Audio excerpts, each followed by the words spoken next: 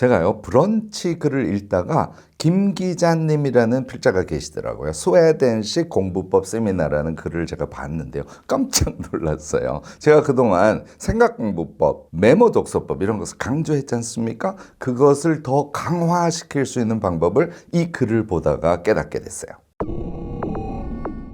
이유화, 무엇이든 세 가지로 가르쳐드리는 명지대 교수 김익환입니다. 오늘은요, 스웨덴에서 공교육에서 하는 겁니다. 도대체 어떻게 독서법을 가르치는지에 대해서 여러분들께 쭉 소개를 할 건데요. 이게요, 정말 깜짝 놀랄만 해요.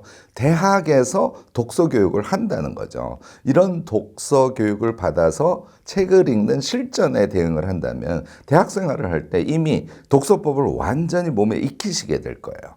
스웨덴이 문화적으로 수준이 높고 지적인 수준이 높은 이유를 제가 이 글을 보다가 그렇구나 하고 완전히 이해하게 됐습니다. 스웨덴 대학들에서 대부분 공통적으로 하는 독서의 세 가지 방법을 지금부터 소개를 하겠습니다. 제일 먼저요, 사전에 간단하게 읽기라는 걸 한다는 거예요. 그러니까 러프하게 먼저 책을 쭉쭉쭉쭉 보면서 눈에 들어오는 핵심 키워드로 요약 정도를 해두는 거예요. 이렇게 읽으면 1시간이면 100쪽 정도씩 쭉쭉 읽을 수 있습니다. 그러니까 300쪽짜리 책도 2시간 반, 3시간 만에 쫙 읽어내면서 키워드만 메모를 해놓는 거예요. 그러니까 대략적인 내용을 아주 빠른 속도로 막 스킵해가면서 보면서 파악을 한다는 것이죠. 이걸 1단계로 해서 책을 읽는다는 거예요. 제가요, 어려운 책 읽는 방법에 대해서 소개를 할 때 먼저 아주 러프하게 읽어주고 2회독할 때 꼼꼼하게 읽는 방법이 어려운 책을 우리가 정복할 수 있는 굉장히 중요한 방법 중에 하나입니다 라고 소개한 적이 있어요.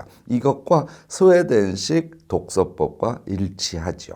이렇게 한 다음에 스웨덴 대학생들은 스터디 그룹을 통해서 자신이 읽은 내용에 대해서 말을 하면서 의견 교환을 한다는 거예요. 그러니까 장별로 대체로 나눠서 말을 한답니다. 그러니까 자신이 러프하게 이해한 것을 다른 사람이 장별로 말로 설명하는 것을 들으면서 좀 더 구체적으로 또는 핵심이 되는 내용에 대해서 뭔가 좀 인식에 도달하긴 하겠죠. 그런데 여기에 한계는 있어요. 왜냐하면 장별로 소개를 하는 스터디 그룹의 구성원들도 책을 꼼꼼하게 읽은 상태는 아니지 않습니까? 그러니까 자신이 이런 내용일 거야 라는 추정 혹은 자신이 그것이 관심이 있거나 자신이 확실하게 이해한 내용만 스터디 그룹에서 이야기를 나누게 되겠죠. 그러니까 그 책의 내용을 정확하게 파악하는 데는 한계가 있다는 그런 문제는 있어요. 자, 이게 문제일까요? 문제이지 않을까요? 제가요, 여러분들 책을 읽을 때는 자신의 현재 지식 수준에 따라서 또는 자신의 관심에 따라서 달리 읽힌다고 말씀을 드렸지 않습니까? 대표적으로 제가 소설 이방인, 까뮈의 이방인을 예를 든 적이 있어요. 고등학교 때 읽었을 때 하고 대학 때 읽었을 때 하고 제가요, 60이 넘어서 유튜브를 찍기 위해서 이방인을 다시 읽었어요. 완전히 달리 읽힙니다. 다시 말하자면 책을 읽을 때는 현재의 자신의 지식 수준이나 관심에 따라서 달리 읽히고 그렇게 주관적으로 책을 읽는 것이 어찌 보면 책을 제대로 읽는 방법이라고 저는 생각을 해요.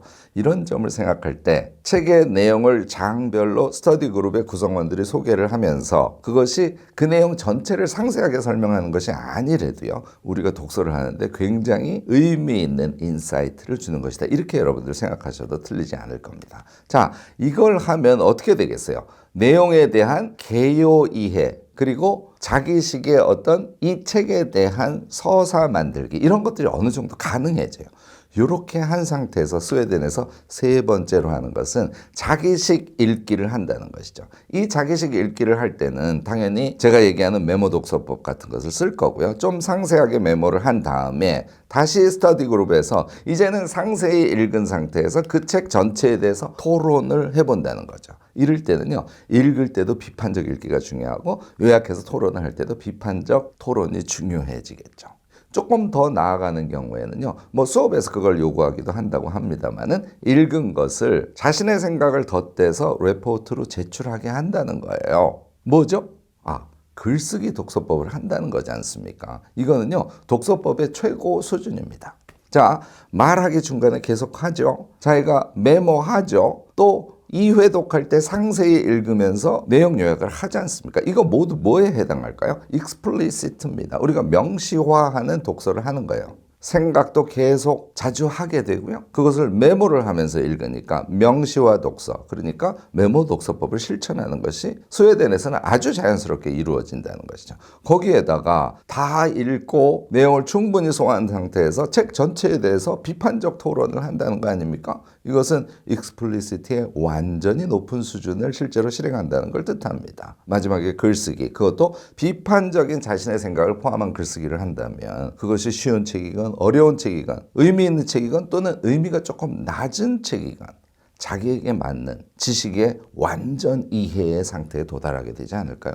제가 이걸 보면서 너무너무 부러워서 한국의 대학에서도 스웨덴 대학들이 하는 것과 같은 독서법을 가르친다면 우리가 성인이 돼서 책을 읽는 습관, 책을 읽으면서 자기 것으로 만드는 습관, 그리고 그것을 자기화해서 지적으로 계속 풍요로운 사람이 되어가는 그런 문화, 이런 게 너무너무 잘 만들어지지 않을까 하는 그런 아쉬움을 가졌습니다. 자, 대학에서 가르치지 않는다면 우리가 해야겠죠. 여러분들 오늘 제 영상 보시고요. 독서하시면서 스웨덴 대학의 독서법 3가지를 응용해서 우리도 똑같이 한번 해보자고요. 자, 예를 들어서 어려운 책을 우리가 손에 들었습니다. 어떻게 한다고요? 첫 번째, 우선 쭉 러프하게 읽어보는 거예요.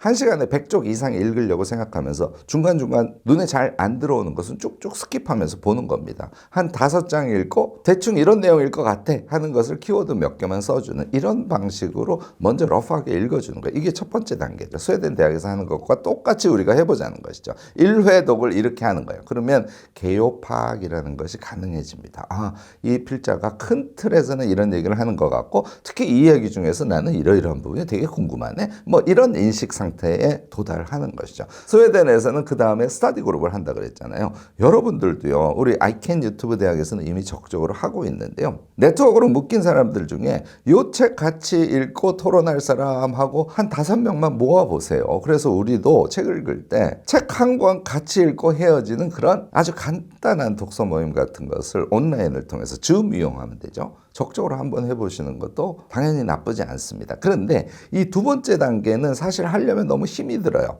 그게 너무 힘들다고 생각하시는 분은 스스로가 자기 자신에게 말하면 됩니다. 자, 러프하게 메모해 놓은 것이 노트로 1장 반 정도 됐어요. 걔를 보면서 자기에게 이야기를 하는 거예요. 첫 번째 챕터에서는 이런 얘기를 주로 하고 있는 것 같아. 난 이 부분이 관심이 좀 가네. 2번째 챕터에서는 이렇게 쭉 자기 자신에게 말을 해보는 과정을 여러분들 꼭 한번 거쳐보시기 바랍니다. 이렇게 하면요. 관심도 더 깊어지고 이해력도 높아져요. 이게 이제 익스플리시티의 효과라고 여러분들 생각하시면 됩니다.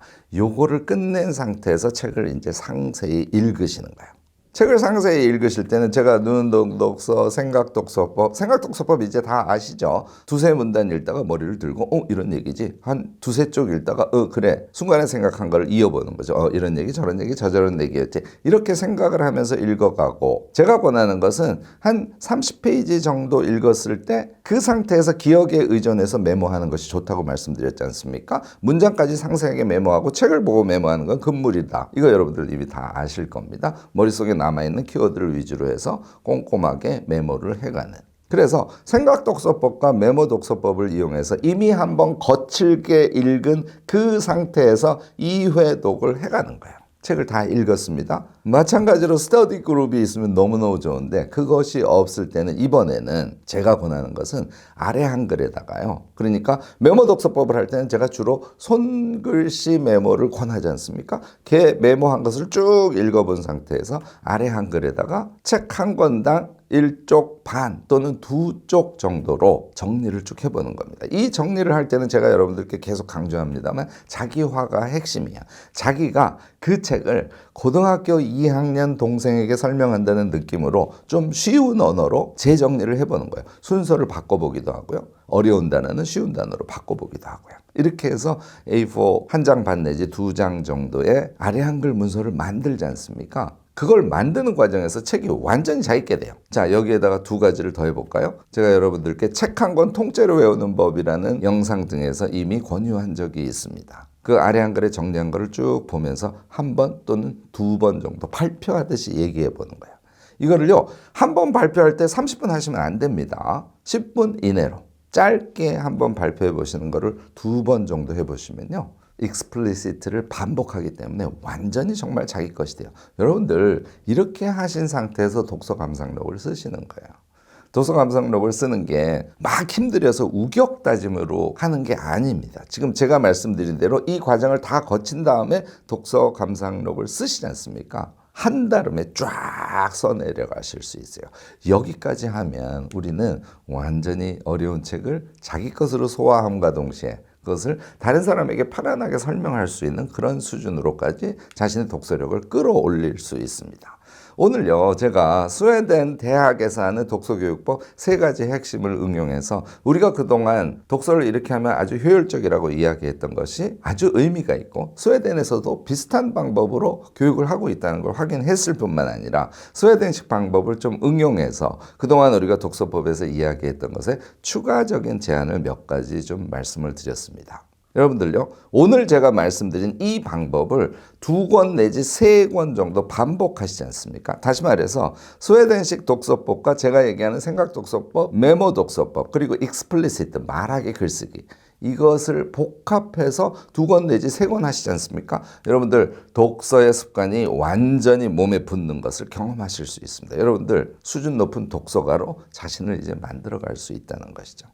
여러분들도요, 제가 오늘 말씀드린 독서법과 관련해서 여러 가지 지혜를 갖고 계실 겁니다. 적극적인 댓글 나눔으로 우리 모두가 아주 수준 높은 독서인이 되도록 함께 도와가면 좋지 않을까 생각됩니다. 오늘 제 영상이 도움이 되셨다면 좋아요, 구독, 알림 설정까지 꼭 부탁드리겠습니다.